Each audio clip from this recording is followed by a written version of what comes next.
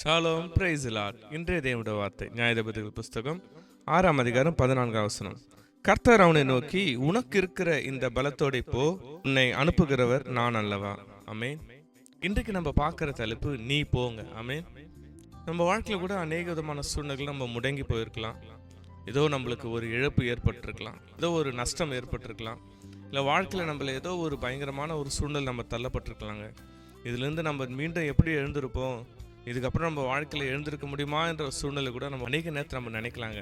ஆனால் ஆண்டவர் சொல்கிறார், மகனே எழுந்து போ, நான் உன் கூட இருக்கிறேன் என்று கர்த்தர் சொல்லுகிறாரு. ஆமென், அல்லேலூயா.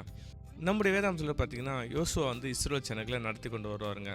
அவர் நடத்தி கொண்டு வரும்போது எதிர பார்த்தா ஒரு பெரிய யோர்தான் ஆறுங்க. அந்த ஆற்றை எப்படி கடப்பது என்று இஸ்ரவேல் ஜனங்களை சோர்ந்து போடுவாங்க. ஆனால் கர்த்தர் யோசுவான்னு சொல்லுவார், யோசுவா நீ அந்த ஆசாரியர்களை அந்த ஓடுகிற ஆற்றில் நீ காலை மட்டும் வைக்க சொல்லு, நான் அதுக்கப்புறம் அந்த பிரவாகித்து வருகிற யோர்தான் நின்று போய்டும் சொல்லுவாருங்க. கர்த்தர் சொன்னபடியே அந்த ஆசாரியர்கள் கால் பட்ட உடனே தான் அந்த யோர்தான் பிரவாகித்து வருது நின்று போயிடுங்க. ஆமென்.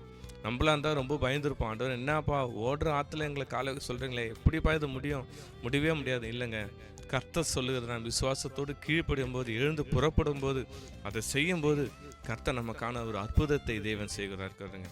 இன்றைக்கு வாழ்க்கையில் கூட அநேக பேர் நம்ம முடங்கி போயிருக்கலாம். அடுத்தது இதுக்கப்புறம் அதை செய்ய வேண்டாம், ஒரு சில காரியங்கள் இதோடு நம்ம முடிச்சிருக்கலாம்னு நம்ம நிறைய டைம் நம்ம யோசிச்சுருப்பாங்க. இல்லைங்க, கர்த்தர் சொல்ல, மகளே உனக்கு இருக்கிற பலத்தோடு நீ போ, நானும் உனக்கு உதவி செய்கிறேன், நானும் உனக்கு முன்பாக போகிறேன், நானும் உன்னை பலப்படுத்துகிறேன், நான் உன்னை அனுப்புகிறேன் என்று கர்த்தர் சொல்லுகிறாருங்க.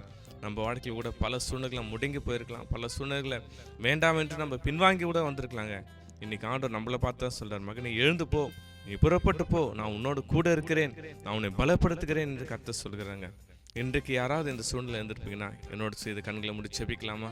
எங்களை வழி நடத்துகிற எங்கள் அன்பின் தகப்பனே, அப்பா, எங்கள் வாழ்க்கையில் கூட நாங்கள் அடுத்தது என்ன செய்வது என்று குழம்பி இருக்கிறோம் தகப்பனே. நம்முடைய வார்த்தைக்கு நாங்கள் கீழ்ப்படுகிறோம். உங்களுடைய சமூகம் எங்களுக்கு முன்பாக சொல்லட்டும். நாங்கள் கோணலாக செவியாக உதவி செய்யுங்க.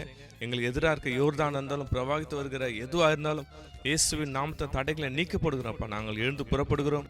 நீர் எங்களுக்கு தருகிற பலத்தினால், நீர் எங்களுக்கு தருகிற ஒரு ஆரோக்கியத்தினால் நாங்கள் போகிறோம் தகப்பனே. நீர் கூட இருங்க, ஆசீர்வாதம். இயேசு கிறிஸ்துவின் நல்ல பிதாவே, ஆமென்.